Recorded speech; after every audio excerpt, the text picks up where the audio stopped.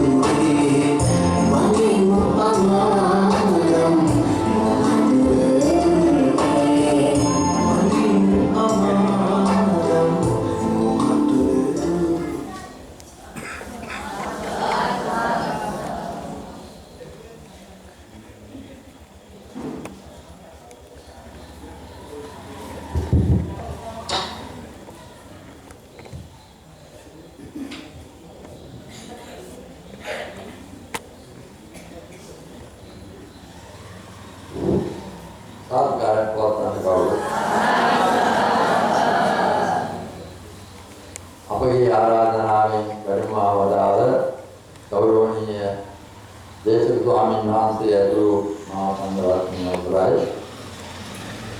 කරුණාවන්ත පින්තුනි, ධර්ම දේශනා මාලාවේ ප්‍රවැත්වෙන ධර්ම දේශනාව සඳහා අද අපේ ආරාධනාවෙන් වැඩම කර සිටින්නේ අපේ සංඝ පරපුර සමග ඔබ ඈත අතීතයේ ඉඳලාම දැඩි සම්බන්ධතාවක් තිබෙන සංඝ පරපුරක කීර්තිමත් පඬිතු ස්වාමීන් වහන්සේ නම ඒ දීවැඩ සංඝ පරපුර ඒ සංඝ පරපුරේ දැනට වැඩ ඉන්න සංඝ රත්නය අතර කීර්තිමත් පරිවර්තනයක් තමයි අපේ එකපිටියේ ආනන්ද පඬිතුමාණෝ කෑගල්ල රටාකාර සේනාසනාධිකාරී ඒ වගේම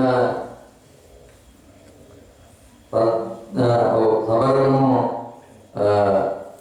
පළාත් පිරිවෙන් සහකාර අධ්‍යක්ෂ ගුණවර්ධන රාජකීය පඬිත ශාස්ත්‍රපති නිකපිටියේ ආනන්ද පඬිතුමාණන් වහන්සේ උන්වහන්සේ බොහොම අපට සමීපයි. අපේ ඕනම කටයුත්තකට බොහොම උන්වහන්සේගෙන් කරුණා මෛත්‍රී සහගතව වැඩම කරනවා.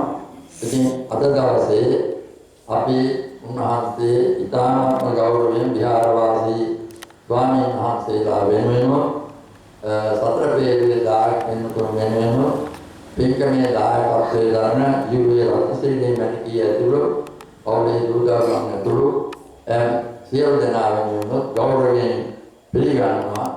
ඒ සඳහා කවුරුත් සාකච්ඡාවක් පවත්වන්න.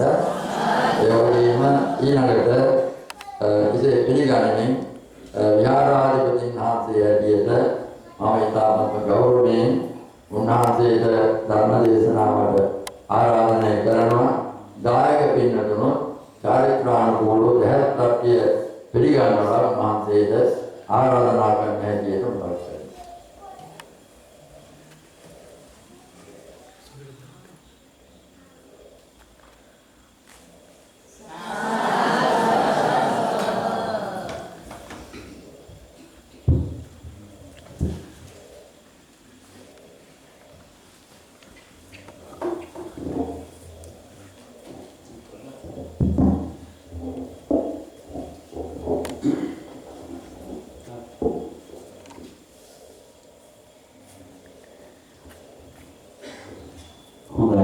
පාන්සිල් සමාදන් වෙන්න නමස්කාරය කියමු.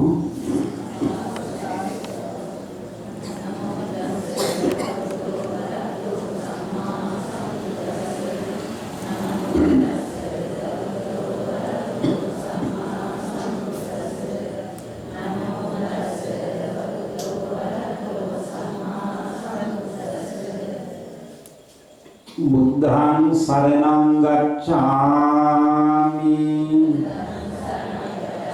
ධම්මං සරණං ගච්ඡාමි සංඝං සරණං ගච්ඡාමි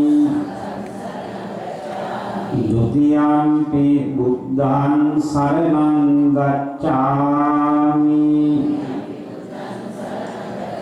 Dutiyampi dhammang saranang gacchami Dutiyampi sanghang saranang gacchami Tatiyampi buddhang saranang gacchami Tatiyampi dhammang saranang gacchami Tatiyampi sanghang saranang gacchami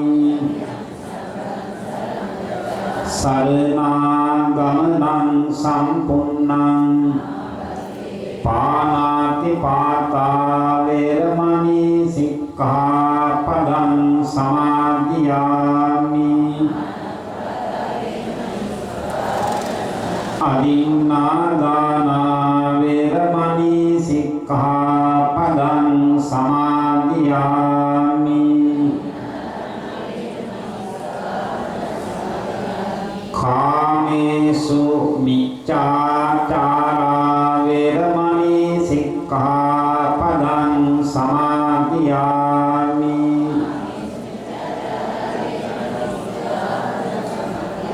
මුසාවාදා වේරමණී සික්ඛාපදං සමාදියාමි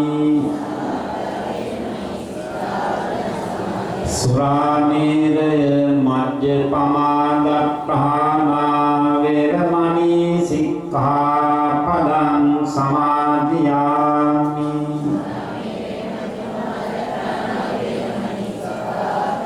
තිසරණේන සද්ධින් පංචශීලං ධම්මං සාදුකං සුරක්ඛිතං කତ୍වා අප්පමාදේන සම්පාදේ තබ්බං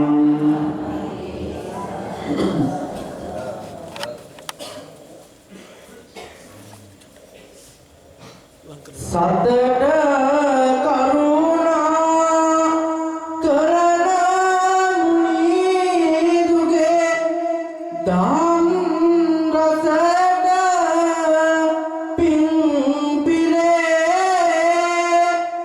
වෙතට ඔබගේ දෙපා බැඳලා කරන්නෙමි අප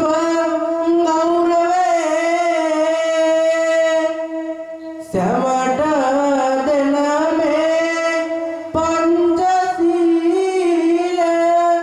නිසා ඔබටත් පිං පිරේ සැවට පළමුව සාදුනාදය දෙන්න තෙවරක් එකවරේ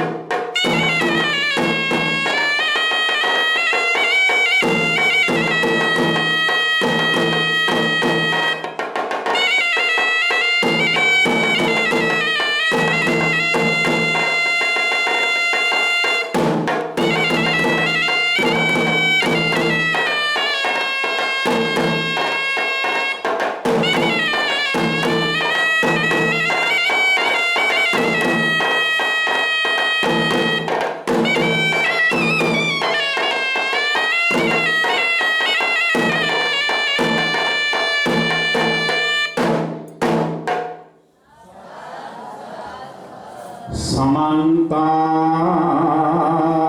चक्रवालेषु अत्रा गच्छन्तु देवता सद्धम्मं मुनिराजस्य सुनन्तु सग्गमोक्खदं ධම්මස්සවන කාලෝ අයං බදන්තා ධම්මස්සවන කාලෝ අයං බදන්තා ධම්මස්සවන කාලෝ අයං බදන්තා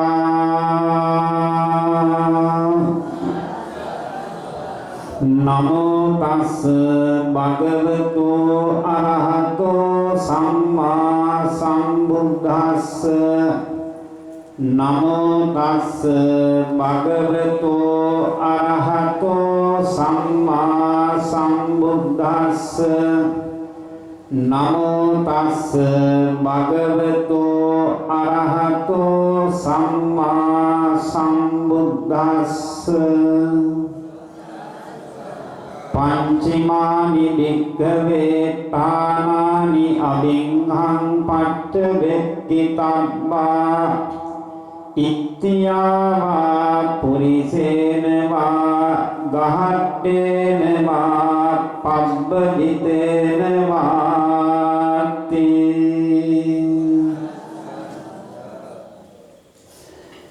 තෙරුවන් සරණයි දීකෝපිටිය විද්‍යානිවාස පිරිවෙන් විහාරාධිපති බෞද්ධ පාලි විශ්වවිද්‍යාලයේ විශ්‍රාම ජ්‍යෙෂ්ඨ මහාචාර්ය මහා විහාර වංශික ශ්‍රී ලංකා රාමඤ්ඤ මහානිකායේ අතිපූජ්‍ය අනුනායක අතිපූජ්‍ය මහෝපාද්‍යය අපේ නායක මාහිමිපාණන් වහන්සේ ප්‍රධාන කොට ඇති පූජනීය මහා සංඝ රත්නයන් අවසර ආශිර්වාදය පරම කොට ප්‍රාර්ථනා කර සිටිනවා. ශ්‍රද්ධාවන්ත කාරුණික සත්පුරුෂ පින්වතුනි 2025 වස්සාන සමය ඥාන සම්පයුක්තව අර්ථ සම්පන්නව ගිහි පැවිදි දෙපාර්ශ්වයෙන්ම කාලයේ ගත කරන වකවානුවක්. ඇසලපුර පසළොස්වක පොහොයේ පටන් දීකෝපිටිය පිරිවෙන් විහාරස්ථානයේ පරිසරය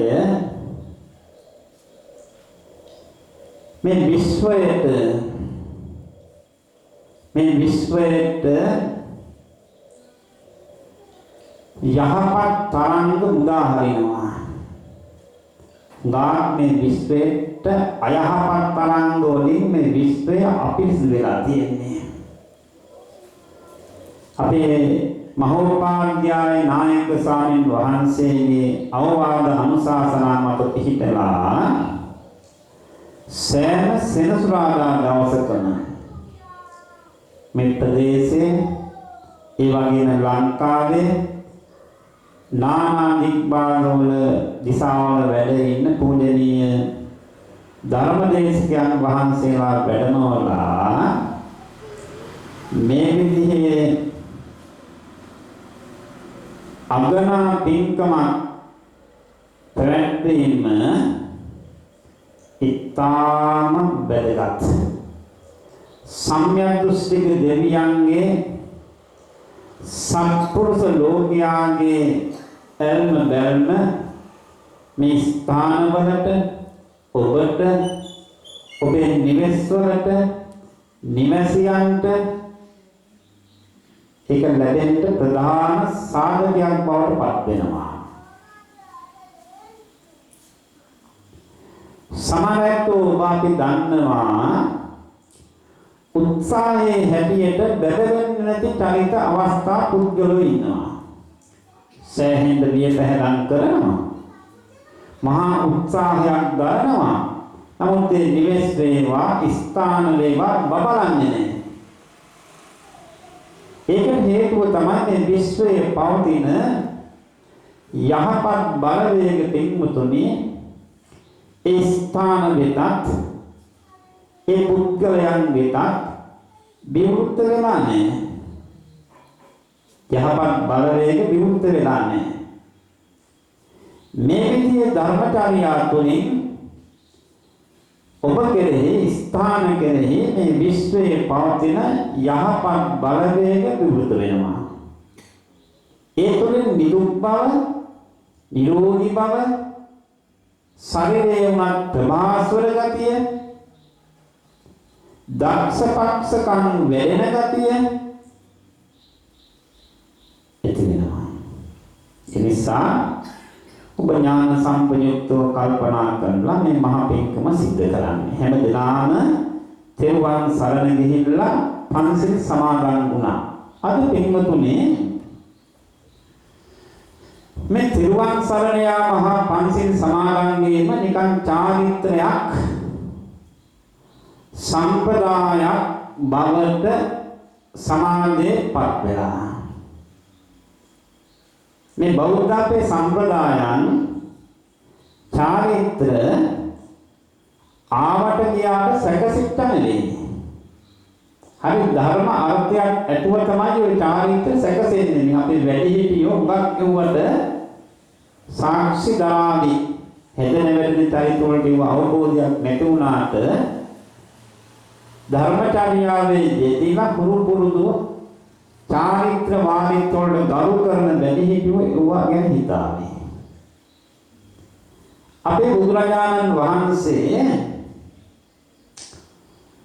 ළඟට පැමිණිය මහා නාම කියන ශාක්‍ය පුද්ගලයා බුදුරජාණන් වහන්සේගෙන් විමසනවා කිත්තාවතාවෝ ගෞතම උපාසකෝ කියලා. අනේ බවත් ගෞතමයන් වහන්සේ කොපමණකින්ද උපාසකෙක් බවට උපාසිකාවක් බවට පත් වෙන්නේ කියලා. කිත්තාවතා ගෞතම උපාසකෝ. එතකොට බුදුරජාණන් වහන්සේ දේශනා කළේ යතෝකෝ මහා නාම බුද්ධං සරණං ගතෝ හෝති ධම්මං සරණං ගතෝ හෝති සංඝං සරණං ගතෝ හෝති එත්තාවතාකෝ මහා නාම උපාසකෝ. මහා නාමය යම් කෙනෙක් බුදුන් සරණ යයිද දහම් සරණ යයිද මහසඟුන් සරණ යයිද එපමණකින් ඔහු උපාසකයෙකු බවට උපාසිකාවක බවට පත් වෙනවා. අදුංගා උපාසක උපාසිකා තත්ත්වයේ මනින්ට ආවේනික වයස් සීමාවක් ඇතැම් විට තියෙනවා. අවුරුදු 50 60ක් ඉක්මවන්න ඕන උපාසක මහත්මයෙක් උපාසකෙක් වෙන්න. එතෙන් මෙත සුදු අඳින්න ඕන. එතෙන් මෙත පෙරවස් සමාදන් වෙන්න ඕන. ඒ වගේ තේ ගුණේ තියෙනවා. එහෙම වයසකටවත් වස්ත්‍රයකටවත් මේ උපාසකකම උපාසිකාකම අපේ බුදුරජාණන් වහන්සේ සීමා කළේ නැහැ. දැන් කාගේ මලගෙවල් වෙනවන්නේ ගම්පියස් වල. ඔය ගම්පියස් වල මලගෙවල් වුණාම බලන්නකො බැනර හදනවානේ. ඒ බැනර වල එයාගේ නම ලියලා උපාසක මහතාට නිවන් සැප ලැබේවා කියලා කියනවා. ඒ අවුරුදු කීයක් විතර ඉක්මුණාට පස්සේ කෙනෙක් නවලුද?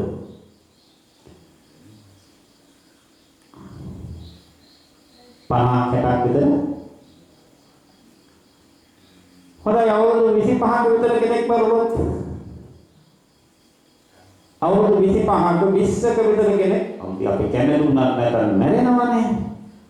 මරණයටපත් වුණොත් එන අපි ඒ දරුවාගේ නම කියලා උපාසක කියන්න පුළුවන් නැහැ. තරුණ මහතාට නිවන් සපල දේවා කියලා කියනවා. ඒක ධර්මානුකූලද? නැහැ නේද? නැහැ. මේ පුංචි දරුවෙක් වුණත් බුද්ධං සරණං ගච්ඡාමි ධම්මං සරණං ගච්ඡාමි සංඝං සරණං ගච්ඡාමි කියලා තෙරුවන් සරණ ගියාද මේ පුංචි දරුවා උපාසකේ පරිභාෂාවෙන් උපසංකමත කියන්නේ එළවෙනවා කියන එක. ඒ උපසංකමත කියන වචනයෙන් තමයි උපාසක කියන වචනේ තෙරුවන් මෙත එළවෙච්ච එකනා. පොඩි දරුවෝ උපාසක මහත්තුරු උපාසිකාවෝ. එහෙම වයසකට සීමා කරන්නේ නැහැ. ඔය මහා නාම ශාක්‍ය පිළිබඳව ඔය කොටස මුලින්ම මතක් කළේ අපි මේ තෙරුවන් සරණ යනවා කියන එක චාරිත්‍රයක් වගේ තිබුණාට ඒක ධර්මාර්ථයක්. ඔබේ උපාසක ගුණය ඔබේ උපාසිකා ගුණය අලුත් කර ගැනීමක් ඔය සිද්ධ කරන්නේ. උපාසක බව, උපාසිකා බව අලුත් කර ගන්නවා. ඒකයි මම මුලින්ම මතක් කරේ අපේ චාරිත්‍ර ආවට ගියාට සැකසිට නෙවෙයි ධර්ම අර්ථයක් ඇතුව සැකසිට කියනවා. නැවතත් මහානාම ශාක්‍ය විමසනවා බවත් ගෞතමයන් වහන්සේ කොපමණකින්ද සීලවන්ත උපාසකයෙකු බවට පත් වෙන්නේ කියලා. එතකොට බුදුරජාණන් වහන්සේ දේශනා කරන්නේ සතුන් මරන්නේ නැහැ, සොරකම් කරන්නේ නැහැ, වැරදි කාම සේවනයේ යෙදෙන්නේ නැහැ, බොරු කියන්නේ නැහැ, මත්ද්‍රව්‍ය භාවිත කරන්නේ නැත්නම් එයා සීලවන්ත උපාසකයා. උපාසකකමේ තියෙන සීමාව නිති පංචශීල, පොහොය අටසිල්, තව නවාංග සිල්, දස සිල් මේ විදිහට අධියර තියෙනවා. සීලවන්තකම සීලය තමයි මේ ආර්ය මාර්ගයේ ආදිචරණය. ඒ නිසා ඔබ පංචශීල සමාදන් වුණානේ. අපේ වැඩිහිටියෝ දන්නවා පැරණි අපේ සිංහල කියමනක් තියෙනවා සිංහ තෙල් දමන්න ඕන රන් බාදනයක කියලා. මොකද කියමන සිංහ තෙල් දමන්න ඕන රන් බාදනයක.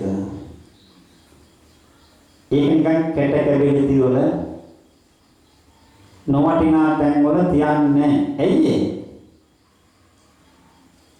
ඇයි ඒ?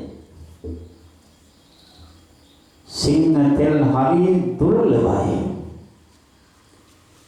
සිංහ තෙල් හරි දුර්ලභයි. ඔබ පංචශීල සමාදන් වෙලා සිද්ධ කළේ සිංහ තෙල් වලට වැඩිය දුර්ලභ වටිනා ධර්මයක් ඔබේ හිත දරා ගන්නට හිත පිරිසිදු කර ගැනීමක් වෙයි සිද්ධ කළේ. කලබල හිතකට සතුන් මරණ, හොරකම් කරන, වැරදි කාම සේවනයේ යෙදෙන දුසිල්වත් හිතකට මේ ධර්මය තහවුරු කර ගන්නට අමාරුයි. ඒ නිසා තමයි ඔය පංචශීල සමාදන් වීම, තෙරුවන් සරණ යාම අර්ථයක් ඇතුව සිද්ධ කළා කියලා මුලින්ම මතක් කරේ. ඒ විදිහට තෙරුවන් සරණ ගිහිල්ලා දැන් බලාපොරොත්තු වන ධර්ම ශ්‍රවණය. අද මේ පින්ගමට දායකත්වයේ සපයන අපේ රත්නශීලී මණික උපාසිකා මාතාව දහත් වට්ටියක් පූජා කළා. ඒ දහත් වට්ටිය පූජා කරමින් ස්වාමීන් වහන්සේ අප කෙරෙහි අනුකම්පාවෙන් යුක්තව ලෝතුරා බුදු පියාණන් වහන්සේ මේ ලෝක සත්වයා වෙත මහා කරුණාවෙන් දේශනා කොට වදාළ උතුම් බණපදයක් දේශනා කරන්නට කියලා තමයි ආරාධනා කරේ. එහෙම ආරාධනා කරේ නේද? එහෙම ආරාධනා කරේ. හොඳයි. මම ආරාධනාවක් කළා. ඔබට ඇහුණාද මේ බණ දේශනා කරන මම ආරාධනාවක් කළා. දැක්කද? ඇහුණාද? ඇහුන්නේ නැද්ද? දැක්කේ නැද්ද? ඇහුණා, දැක්කා නේද? කාටද? තිරියන්ට. දැන් මෙතන මගේ කල්පනාවේ හැටියට මිනිසුන් වශයෙන් ඔබ ඇති කීයක් ඇද්ද මෙතන? 200ක්? අපි කියමු 200ක් ඇත මිනිසුන් ඇටියට.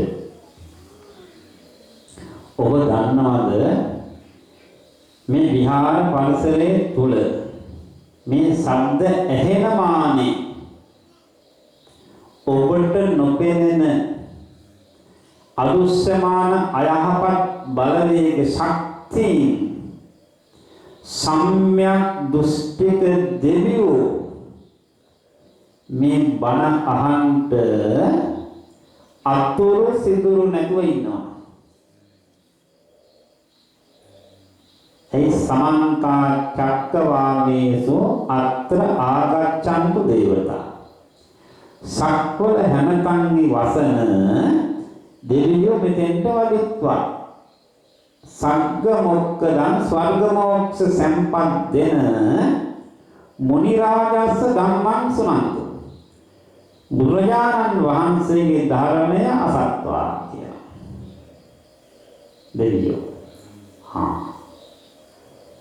ඒතර දෙවියෝ ඉන්නවා. මේ පින්වතුනි බුදු සමයේ මේ දෙවියෝ අපි මුගාක් මේ සංස්කෘතික දෙවිවරු පමණක් නෙවෙයි.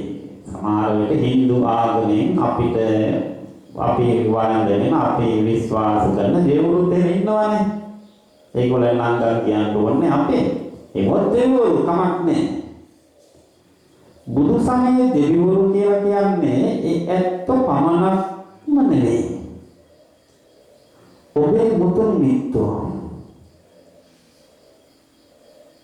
අපි අපේ ලොකු ස්වාමීන් වහන්සේලා අපවත් වුණාම උන්වහන්සේන්ට පින් අනුමෝදන් කරන්නේ සුගතිගාමී වෙත්වා කියලා. ඔබේ අම්මලා තාත්තලා වැඩිහිටිව අභාවයටපත් වුණාම පින් අනුමෝදන් කරන්නේ ඉදන් මේ ඥාතිනම් හෝතු සුඛිතා හොන්තු ඥාතියෝ. මගේ ඥාති සුඛිත මුදිත ආභාවයක් ලබා ගන්නවා කියලා. එතකොට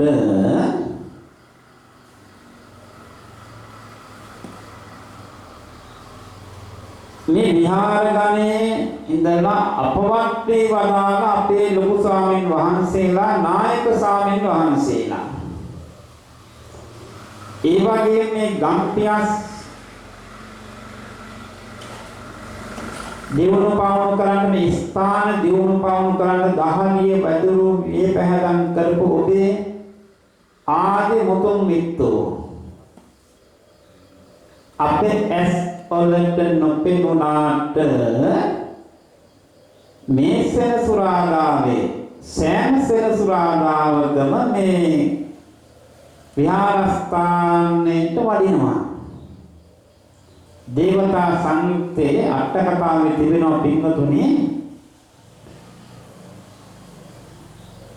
දේවරුන්ගේ තිබෙනවා සමිතියක්. මොකක්ද මේ සමිතියේ නම දන්නවද? සුදම් සභාව කියලා. මොකද්ද? සුදම් සභාව. සුධර්ම ශාලාවේ තමයි ඒක පවත්වන්නේ. සුදම් සභාව. ඒ සුදම් සභාවේ දෙවිවරු සෑම පුරපසළොස්වක පොහොය දවසකම රැස් වෙනවා.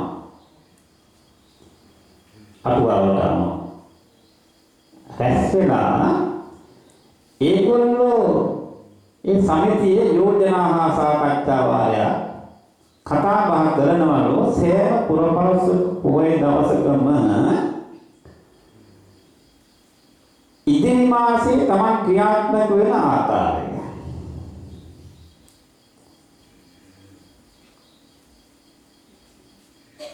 ඉතින් සුදම් සභාවේ ගිය පුරපසළොස්වක පොහොය දවසේ සිද්ධ වෙච්ච සිද්ධියක් මට හිතෙනවා මෙහෙම. අපවත් වී වදාළ පූජනීය නායක ස්වාමීන් වහන්සේලා ලොකු ස්වාමීන් වහන්සේලා අභාවයටපත් වන ඔබේ මුතුන් මිත්තෝ ඒ සුදම් සභාවේ සාකච්ඡා කරගන්න ඇති මේ වස් කාලේ අපි විහෙස වෙලා ස්වාමීන් වහන්සේලා හිතන්න ඇති අපි අනුශාසනා පවත්වලා අපි උපදෙස් දීලා සම්බුද්ධ ශාසනයෙන් චිර පැවැත්මට ඉදි කරුනේ පින්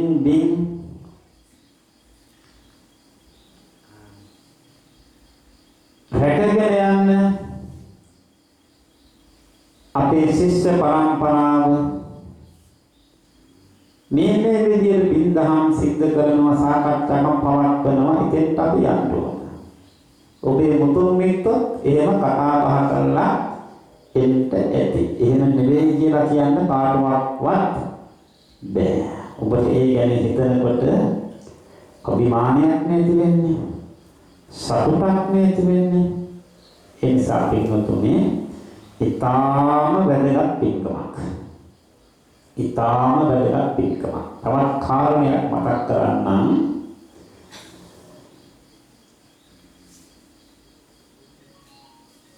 පින්තුනි ඉතිවුත්තක පාළිය. ඉතිවුත්තක පාළිය කියලා කියන්නේ කුද්දක නිකායේ එක කොටසක්. ඒ ඉතිවුත්තක පාළියේ තිබෙනවා එක සූත්‍රයක් පුබ්බ නිමිත්ත සූත්‍රය කියලා. මම ඒක මේ හුඟා මගේ වන මාතෘකාවට අමතරව ඒ කාරණේ මතක් කරනවා. හොඳට බණ අහන පිරිස් ඉන්නවා දකින්නකොට. හිතන්න ඕන කාරණයක් නිසා. මේ දුර්ලභ මිනිසක් බවක් ලබාගෙන මේක නිකම්ම අර කනාගේ කකුල ගාව තිබ්බ මැණික වගේ ඒකෙන් නොසලකා හැරියොත් හරි නරකයි. ඒ නිසා ඒ කාර්යය මතක් කරලා මාතුකා ධර්ම දේශනාවට යොමු වෙනවා. මොකද සූත්‍රේ නම පුබ්බ නිමිත්ත සූත්‍රය. මේ පුබ්බ නිමිත්ත සූත්‍රයේදී බුදුරජාණන් වහන්සේ පෙර සිද්ධ වෙච්ච එකක් මතකයි. පුත්තං හේතං බලවතා කියලා එක පටන් ගන්නනේ පෙර සිදු වූවක් බුදුරජාණන් වහන්සේ දේශනා කරනවා. මොකක්ද පෙර සිද්ධ වුනේ? මහණෙනි ඉස්සර දිව්‍ය ලෝකවල දෙවියෝ චුත වෙනවනේ. චුත වෙන්න ආසන්න වෙච්ච දෙවියෙක් දකිනකොට දිව්‍ය ලෝකවල මේ අපි වගේ වයසට යන්නේ නැහැ. අපි වගේ දත් වැටෙන්නේ, ඇඟ හැරි වැටෙන්නේ, කෙස් පැහෙන්නේ, ප්‍රවාසවල ගති එහෙන් පිටින්ම තියෙනවා. ඒ යහපත් කර්මයේ අවසන් වීගෙන එනකොට දෙවියන්ගේ පැනගෙන ඉන්න මල් පල වෙනවලු. ප්‍රවාසවල ගතිය ටිකක් අඩු වෙනවලු. එතකොට අනිත් දෙවිවරු දන්නවා දැන් හොඳයි, දැන් මේ දෙවියා චුත වෙන්න ආසන්නයි.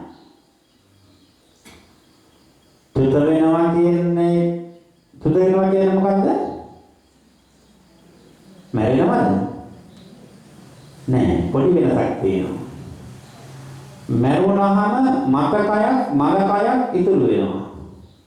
චුත වුණාම මලකයක් නෑ. දැන් අපි සමහරට මේ හිටියා මේ නෑ මෙයා චුත වුණා කියලා හන්නේ යාළුවනේ.